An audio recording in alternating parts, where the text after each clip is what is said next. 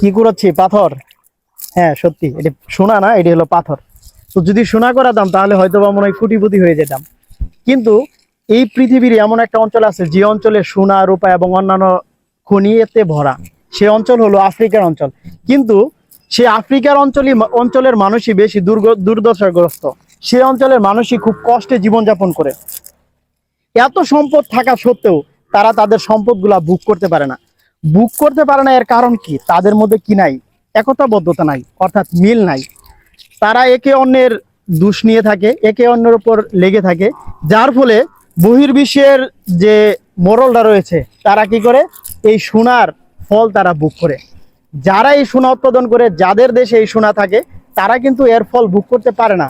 কারণ তাদের মধ্যে কি নেই? একতাবদ্ধতা নেই। তাদের মধ্যে যদি একতাবদ্ধ থাকতো তাহলে বহির্বিশ্ব তাদের শাসন করতে পারতো না। এরকমই প্রত্যেকটা জাতি পিছিয়ে রয়েছে, সেই জাতির মধ্যে কি নেই? একতা নেই। একতা থাকা খুব প্রয়োজন।